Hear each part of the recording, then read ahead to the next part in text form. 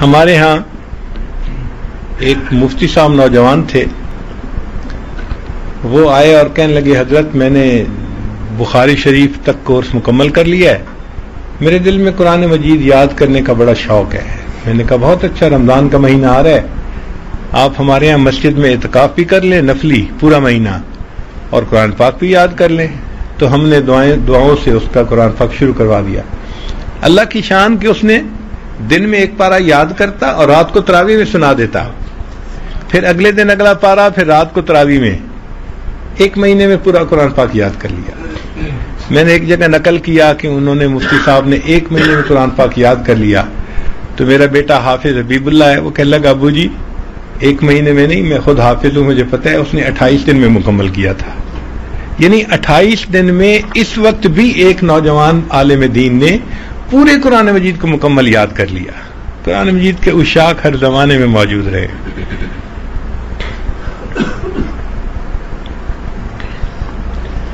اور بعض تو ایسی جگہیں ہیں جہاں قرآن مجید کے بہت حفاظ ہوتے ہیں۔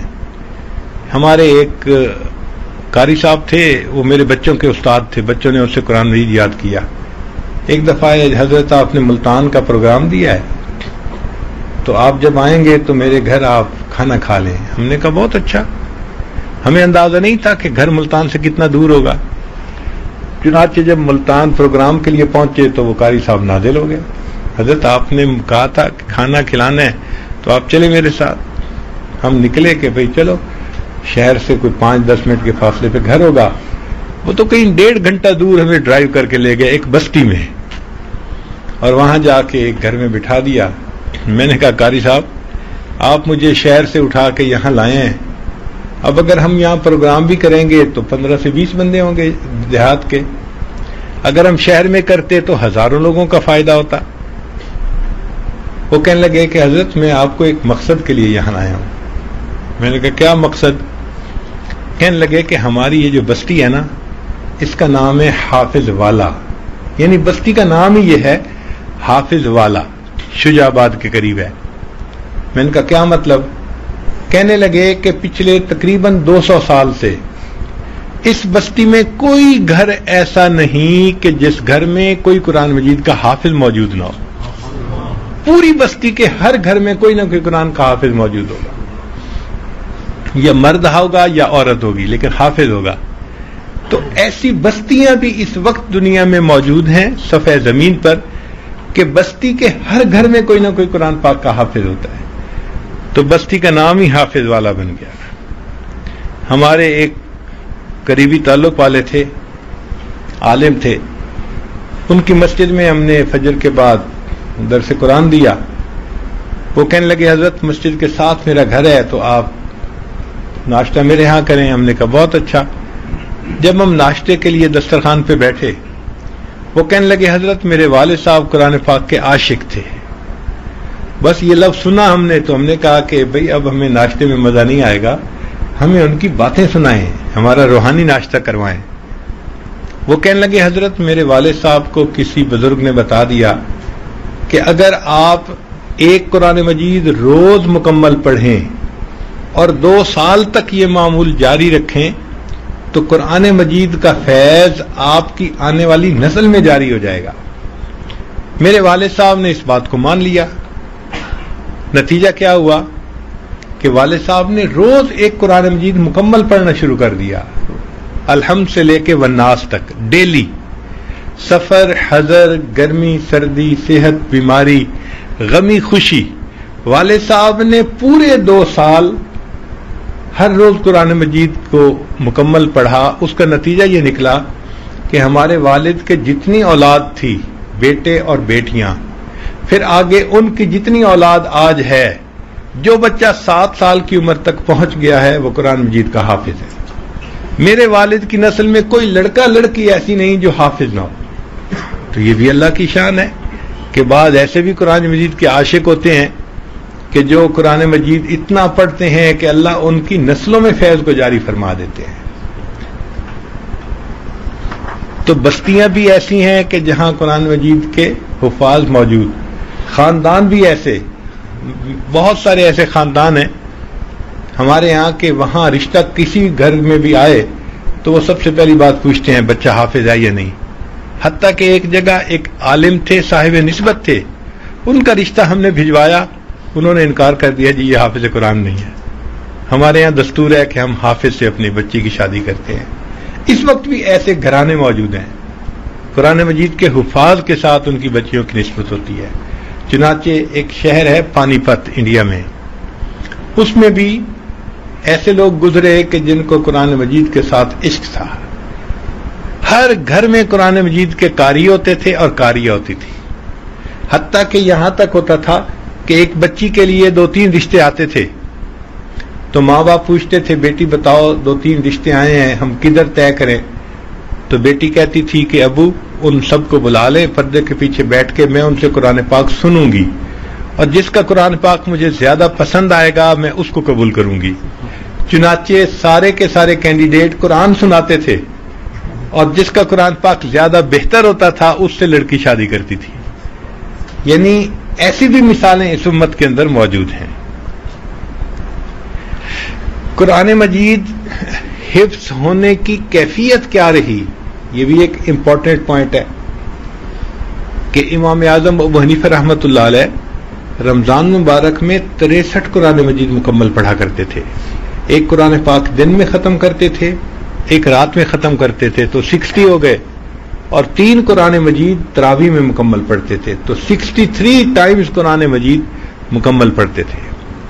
امام شافعی رحمۃ اللہ لکھتے ہیں کہ ایک مرتبہ انہیں مکہ مکرمہ سے مدینہ جانے کا موقع ملا اور راستے میں ان کو 16 دن لگے، اور 16 دن میں وہ فرماتے ہیں کہ میں نے 16 مرتبہ قرآن پاک مکمل پڑھ لیا.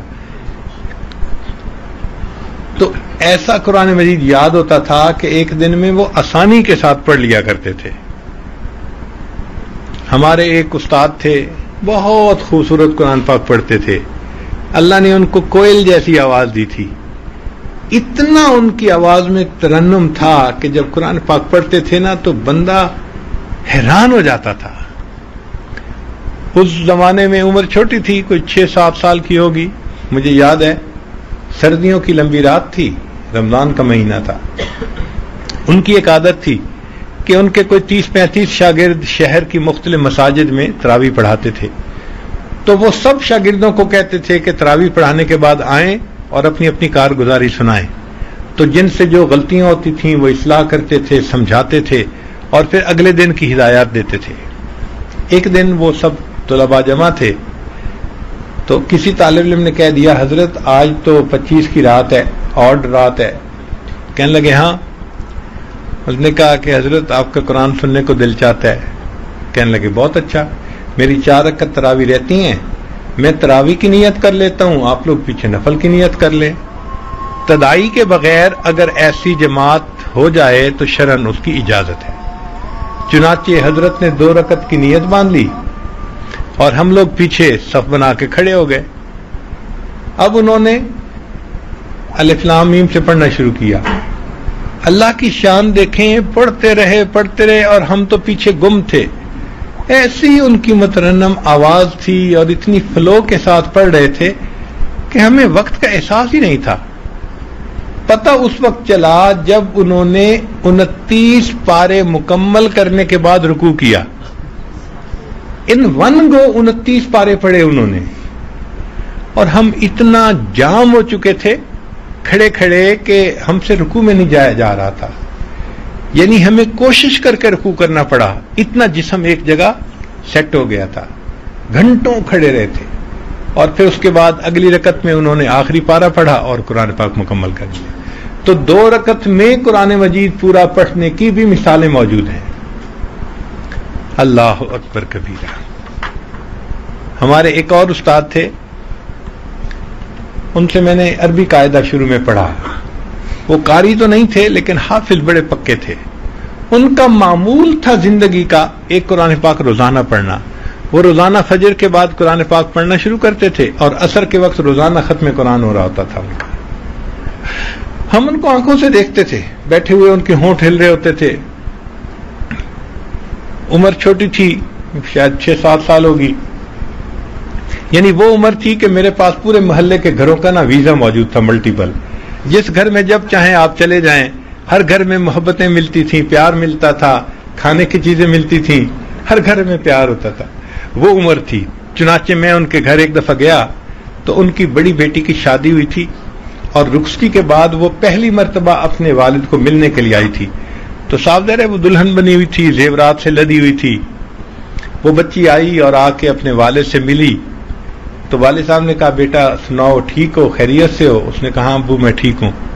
تو اس کے بعد وہ بچی بھی بیٹھ گئی اور چارپائی کے ساتھ والد بھی بیٹھ گئے۔ اب والد نے قرآن پڑھنا شروع کر دیا، تو بچی کہنے لگی ابو میں اتنی دور سے صرف آپ کو ملنے کے لیے آئی ہوں، آپ مجھ سے باتیں تو کریں۔ تو کہنے لگے بیٹی آپ نے خیریت پوچھی، میں نے بتا دی، آپ کی خیریت کا پتہ چل گیا، اب میں آپ سے اور کیا باتیں کروں، میں قرآن ہی پڑھوں گا۔ یعنی وہ قرآن پڑھتے رہتے تھے، درمیان میں بات کرنے کا موقع ہوتا تھا تو تلاوت یعنی موقوف کر کے بات کا جواب بھی دے لیتے تھے، پھر قرآن پڑھتے تھے، اور بغیر ٹینشن کے اور تردد کے سہولت کے ساتھ وہ عصر سے پہلے قرآن مکمل پڑھ لیا کرتے تھے۔ تو قرآن پڑھنے والوں کی ایسی بھی مثالیں موجود ہیں۔ البتہ ایک مرتبہ ہمیں قرآن مجید کے کمپیوٹر سے ملاقات کا موقع ملا۔ کراچی میں ہم ایک جگہ تھے، ایک نکاح کی مجلس تھی، تو کسی نے مجھے بتایا کہ حضرت یہ جو بیٹھے ہیں نا صاحب، یہ قرآن مجید کے کمپیوٹر ہیں۔ تو مجھے شروع میں تو یہ لفظ برا لگا، میں نے کہا کیا لوگوں کے ذہن میں یہ نئی نئی ٹیکنالوجی کے لفظ بیٹھ گئے ہیں؟ بھئی تم کہو قرآن کے قاری ہیں، قرآن کے حافظ ہیں، قرآن کے عالم ہیں، یہ الفاظ ہیں جو قابل ستائش ہیں، یہ کیا کہ قرآن کے کمپیوٹر ہیں؟ تو میں نے ناگواری کا اظہار کیا، کیوں قرآن کے کمپیوٹر کہہ رہے ہیں؟ اس نے کہا جی آپ دیکھ لیں۔ چنانچہ جب نکاح کی دعا ہو گئی، لوگ اٹھ کے جانے لگے، تو کچھ لوگ ان کے گرد جمع ہو گئے، ہم بھی ان میں سے تھے، وہ اکثر ان میں سے حفاظ بھی تھے۔ تو وہ جو لوگ تھے نا، وہ قاری صاحب سے پوچھ رہے تھے۔ اچھا حفاظ میں عام طور پر یہ ہوتا ہے کہ ایک دوسرے سے پوچھتے ہیں اچھا بھائی فتقونا، یعنی فتقونا کا لفظ بتا دیا، اب آگے کہاں کہاں ہے قرآن پاک میں اور آیت کیسے چلتی ہے یہ حافظ لوگ بتاتے ہیں۔ تو یہ پہلیاں ہوتی ہیں حافظ لوگوں کی کہ بھئی بتائیں فتقونا کہاں ہے، تو پڑھتے ہیں۔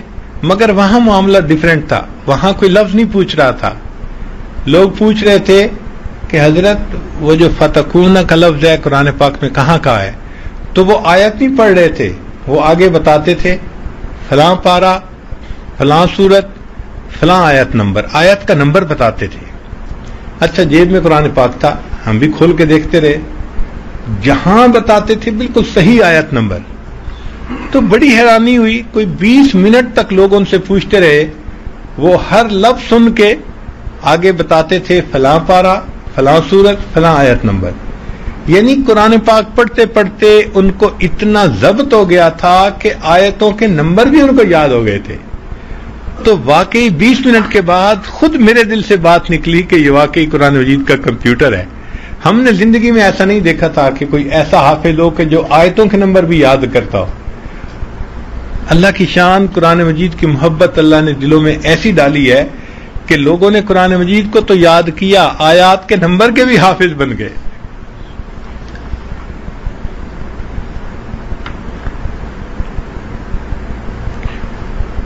امت کے مردوں نے قرآن مجید کو یاد کرنے میں بہت اعلیٰ کردار ادا کیا، مگر عورتیں بھی اس میں پیچھے نہیں رہیں۔ چنانچہ سیدہ عائشہ صدیقہ رضی اللہ تعالیٰ عنہ وہ قرآن مجید کی حافظہ تھیں، سیدہ حفصہ رضی اللہ تعالیٰ عنہ قرآن مجید کی حافظہ تھیں، اور بہت ساری صحابیات ایسی تھیں جو قرآن مجید کی حافظہ تھیں۔ پھر آگے محمد ابن سیرین رحمۃ اللہ علیہ مشہور تابعین میں سے ہیں، ان کی بہن تھیں حفصہ بنت سیرین، وہ قرآن مجید کی بہت مشہور قاریہ گزری ہے، حتیٰ کہ محمد ابن سیرین رحمۃ اللہ علیہ کو قرآن مجید کا کوئی لفظ ادا کرنے میں مشکل پیش آتی تھی تو وہ اپنی بہن سے پوچھتے تھے کہ قرآن مجید کے اس لفظ کو کیسے پڑھنا ہے، تو بہن بتاتی تھی کہ اس کی تلاوت ایسے کرنی ہے۔ ان کے بارے میں آتا ہے کہ انہوں نے گھر میں ایک کمرہ تھا جس کو مسجد بیت بنا رکھا تھا، گھر کی مسجد، اور وہ 35 سال تک اس کمرے میں نفلی اعتکاف کی نیت سے رہیں، صرف قضاء حاجت کے لیے اس کمرے سے باہر نکلتی تھیں اور وضو کرنے کے بعد پھر وہیں چلی جاتی تھی، اور سارا دن وہ امت کی بچیوں کو اور چھوٹے بچوں کو قرآن پڑھاتی تھی، اور جب رات ختم یعنی شروع ہوتی تھی تو شاگرد تو چلے جاتے تھے، تو وہ عشاء کے بعد 2 رکعت کی نفل نیت باندھ لیتی تھیں اور پوری رات قرآن مجید کی تہجد میں تلاوت کیا کرتی تھی۔ ان کے بارے میں ایک لطیفہ ہے، ایک ان کی باندی تھی سندھی، تو وہ ہمسائے کے گھر گئی تو ہمسائے کی عورت نے پوچھا سناؤ تمہاری مالکہ کا کیا حال ہے؟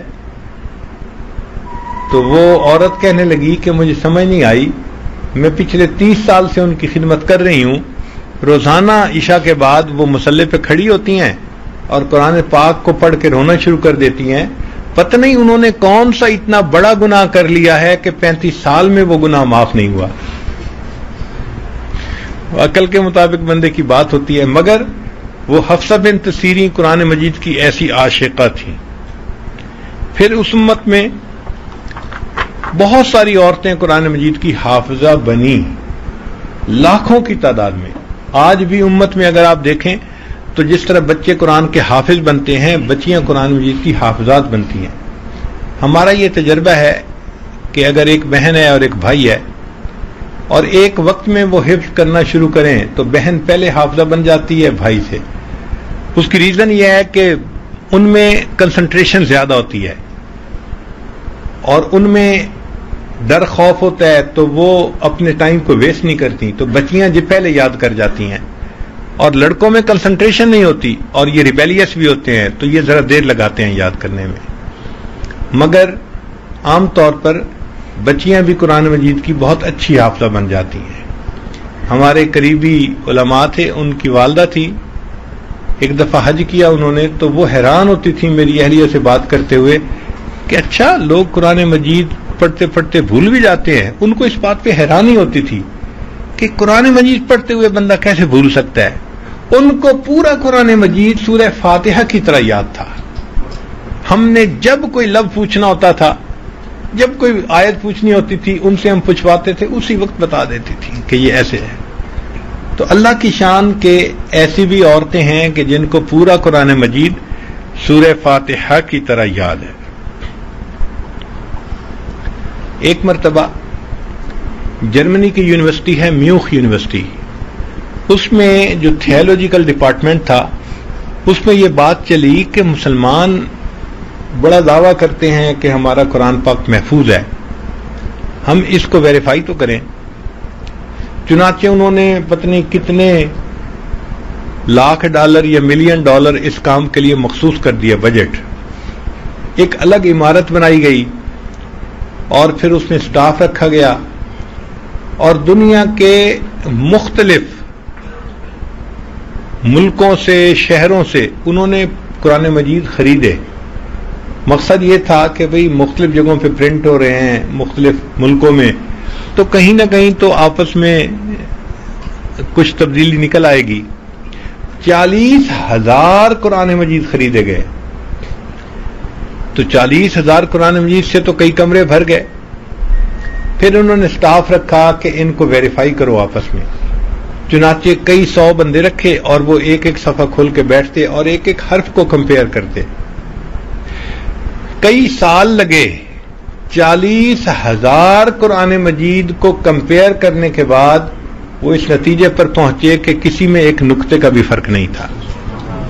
انا نحن نزلنا الذکر وَإِنَّا لَهُ لَحَافِظُونَ، بے شک اس قرآن مجید کو ہم نے ہی نازل کیا اور اس کی حفاظت کے بھی ہم ہی ذمہ دار ہیں۔